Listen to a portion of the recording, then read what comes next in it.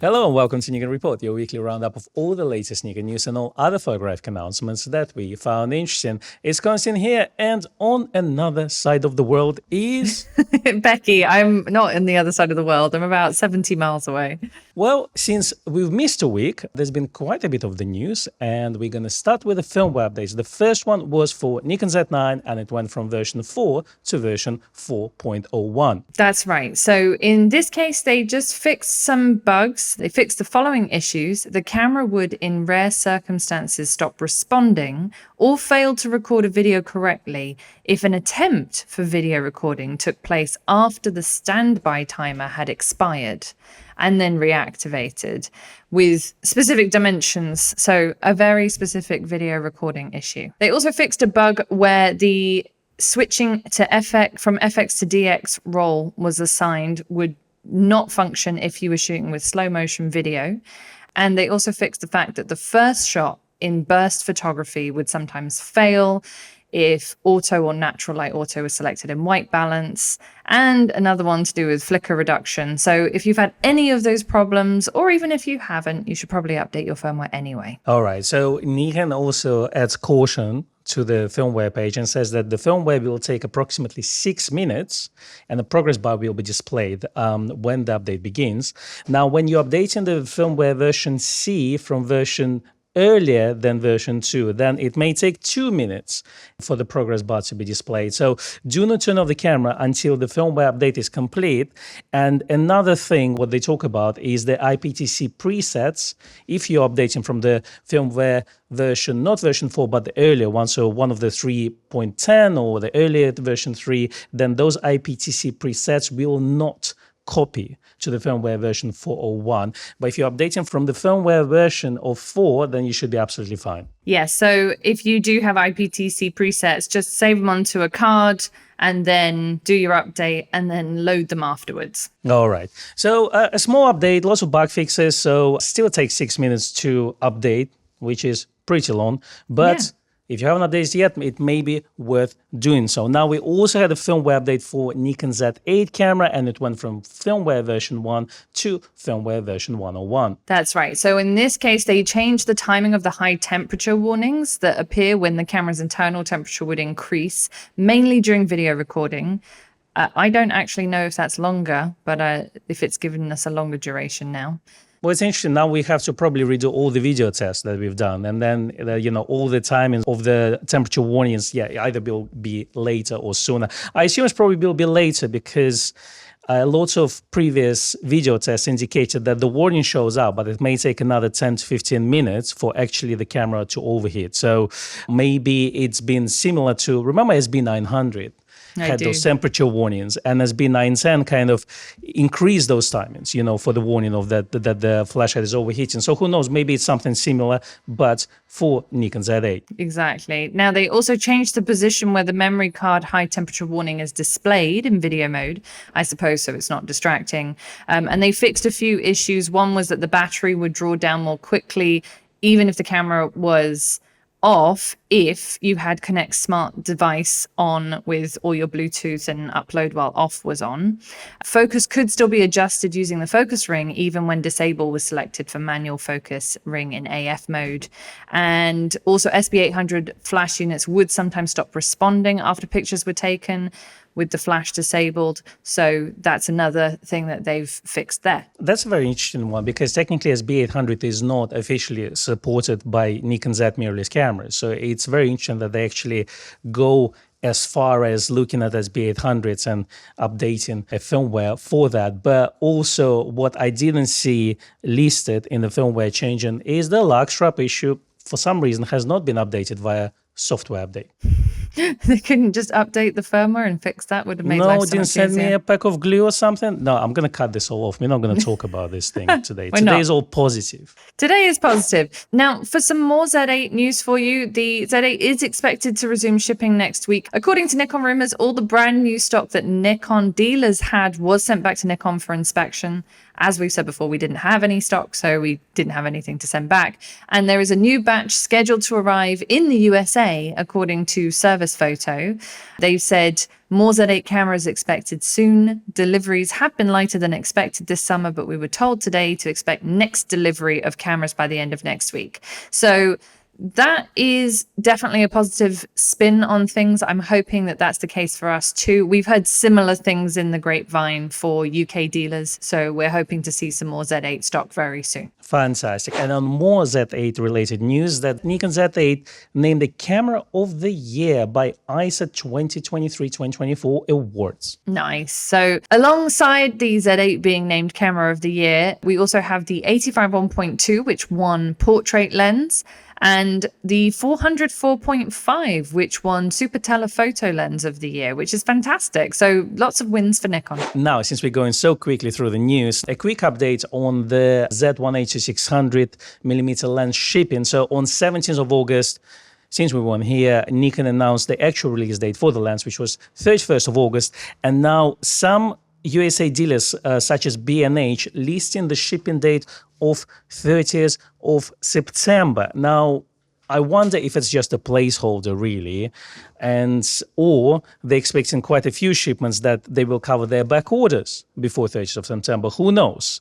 But the date is really vague, and if the shipping is actually starting on the 31st, I assume that the dealers will get the first shipments on 31st of August. Yeah, my assumption with B&H is that they are just covering their bases. We are well versed in dealing with back orders, and we know that it's going to take us a little while to fulfill all the back orders, all the people who have either put in a pre-order, paid a deposit, etc. So maybe they're just thinking with timeframes for new orders. We have also been given the news that our shipments are going to start on the 31st of August, which is this Thursday. So by the time you're seeing this, they will be about to arrive. As I said on the live stream on Friday, those people who are getting one from the first batch, and it is a really tiny first batch over here, but those who are getting one from the first batch have already been contacted. So if you haven't been contacted by us and you pre-ordered one from us, expect to get one hopefully in the next batch. Fantastic. And I assume that if UK is getting their shipments on 31st, then the Europe also will get their shipments on the 31st of August. So now that we've got through actual news, we're going into rumor territory. Obviously, it's been a month since the rumors started about Nikon ZF, and now the first images leaked by Nikon rumors of the actual camera. Well, we assume it's an actual camera, obviously without official confirmation. It could be a 3D printed model, but it does look real to me though. It looks pretty real considering that, first of all, they've put a Z lens on it, and they've also showed the back, which doesn't look like any existing Z camera that we've seen so far. And the fact that they flipped up the back screen and you can see the panel there, which looks like it has no serial number on it. So I guess this is a pre-production model that someone has sneakily put their hands on and then thrown up onto Nikon rumors. Yeah, well, what they said is they basically covered up the serials at the back of the screen, behind the screen. So just to make sure that whoever this camera was given to, they're not going to leak the source, Oh, but as a papier-mâché enthusiast, I think that took quite a lot of work to make this camera out of wet paper, I assume, but kudos to the craft itself. Now, what do you think about the camera? I mean, it does look pretty well built. I mean, obviously we're looking at a small compressed JPEG images. It does look better built camera to me than a Nikon ZFC though. What do you think? Yeah, it's really hard to tell, but it kind of gives me more DF vibes just based on the shape of that hand grip and the fact that the top does look like it's kind of metal. So it's interesting. I don't know quite what to make of the viewfinder at the back. It's a circular viewfinder, or sorry, I should say it's a circular eyepiece on the back, which is the sort of a la Z8, Z9 feel, but at the same time, the rest of the camera looks quite small. So it's quite interesting to see these tiny little resolution shots and see what it may look like. Well, that's true. And you mentioned the round eyepiece. Actually, it's square inside it as well, so which is very interesting. Then he also published a video of a person with extremely large hands handling the camera. Obviously, he chose the lowest resolution as possible to upload this.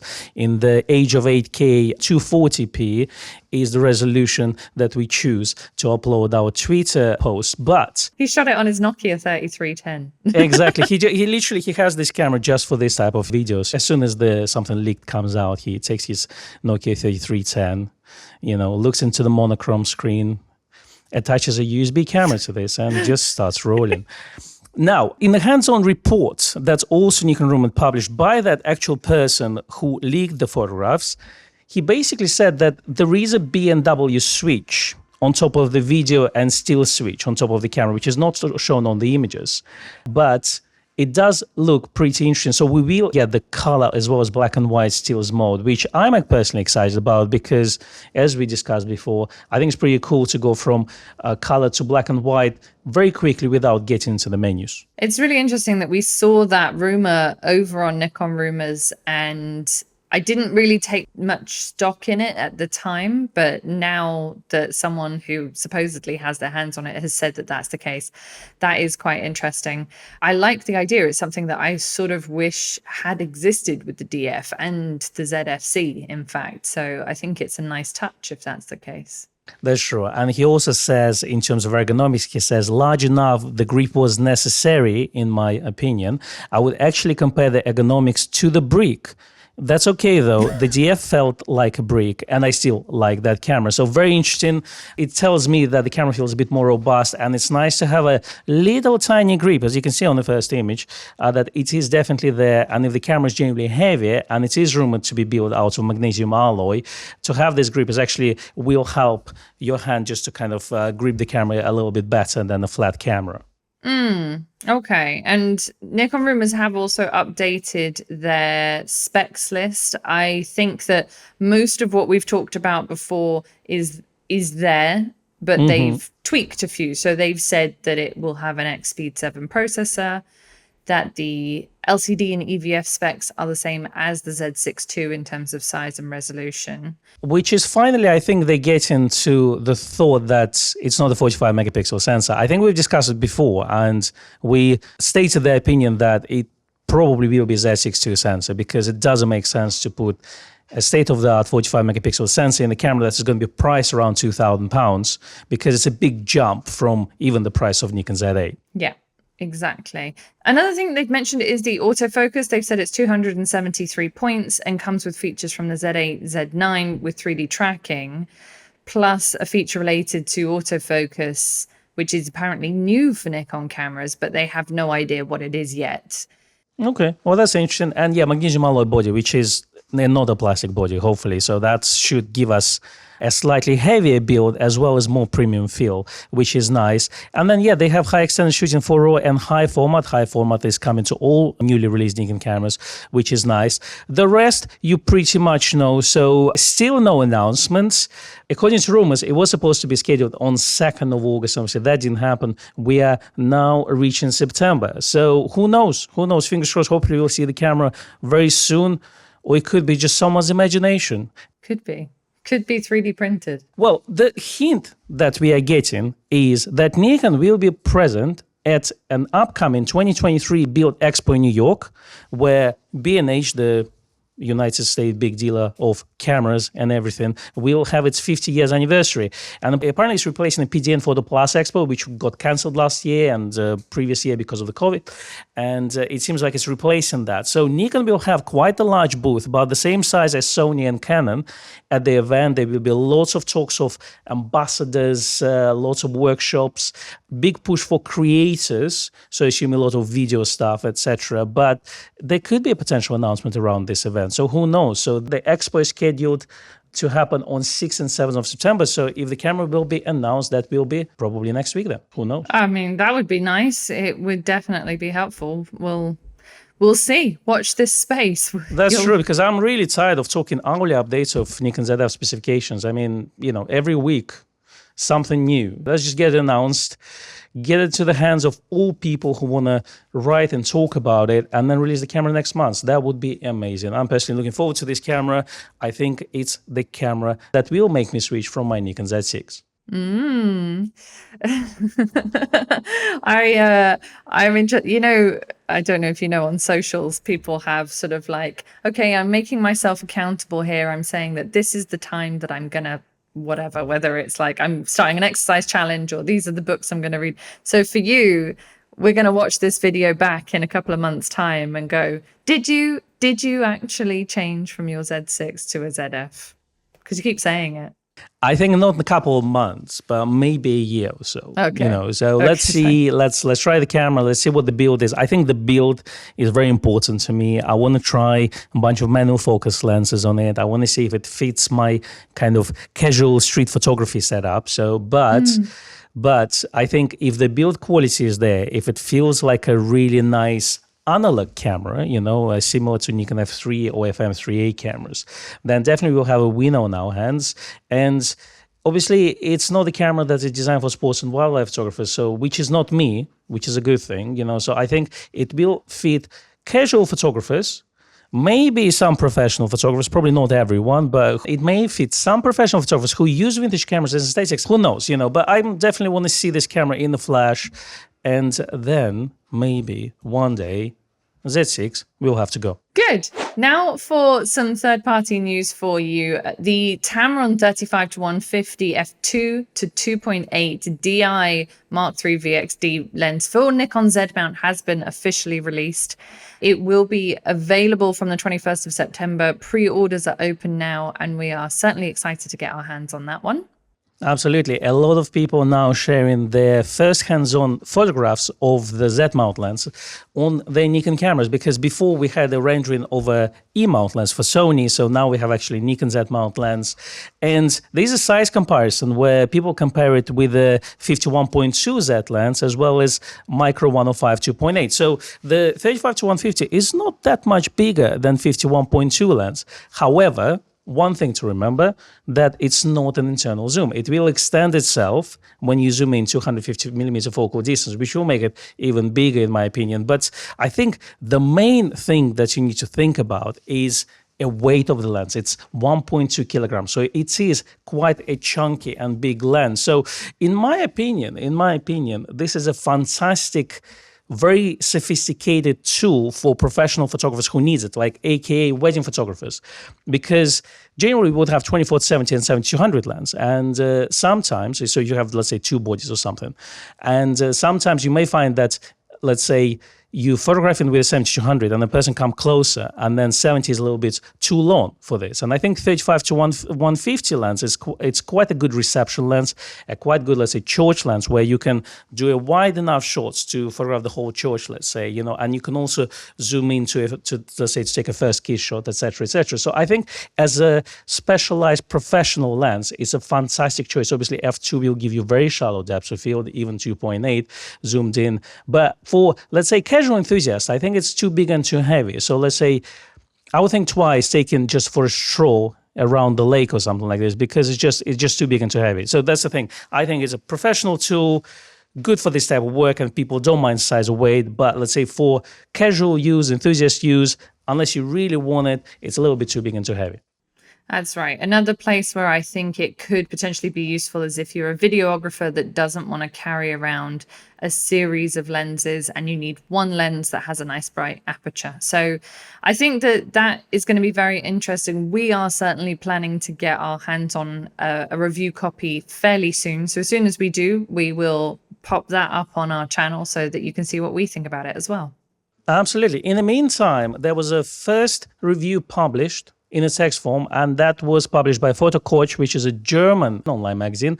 You can obviously Google Translate. They really like the lens. What did they say in the conclusion, Beth? They said at almost 1.2 kilos, it is not a light lens, but this weight doesn't come from anywhere. Not sure what that means. This lens is a real pleasure to use and is probably the best lens for anyone who'd like to cover a wide range of focal lengths for their work. Can't go wrong here.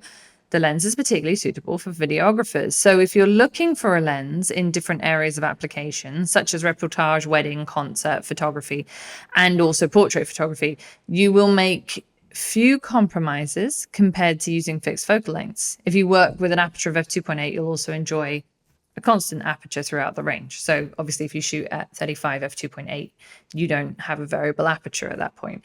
You only have to accept strong flare due to the 21 glass elements, but you can also see it as a stylistic device, which I quite like the translation on that. And they've also posted a little sample of the bokeh rendering, which looks quite pleasing, I would say. Absolutely. And yeah, I would say the flare is actually for wedding shots, works quite well because, yes, it's this kind of stylistic choice. It definitely adds to the feel and the mood of the images. So I think overall, yeah, unless you really need a perfect flare handling, this is definitely a lens to go.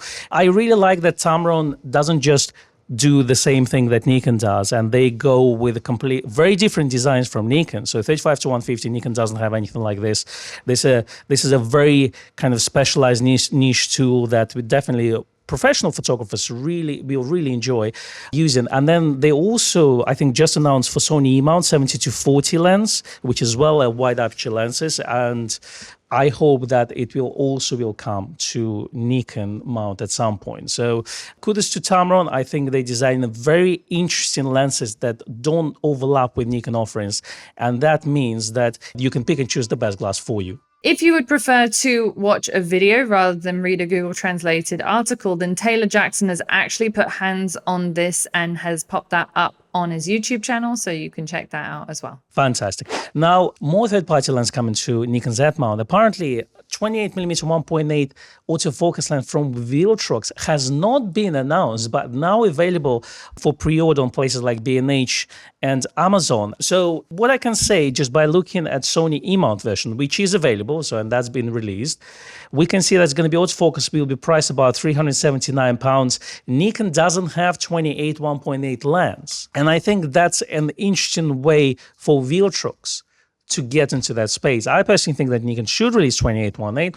I don't know why they haven't announced one yet. I think it's one of those lenses that people who like 28mm focal distance will enjoy using. But in the meantime, you can have a cheaper Viltrox lens. The Viltrox lenses are getting quite popular. They've just released the 75, I believe, f1.2 lens for DX mount. So they are covering those spaces that Nikon doesn't. And overall feedback on this lens has been very, very positive. So overall, kudos to Viltrox. We would love to try their lenses. Maybe we'll get in touch, or they will get in touch with us at some point. Yes.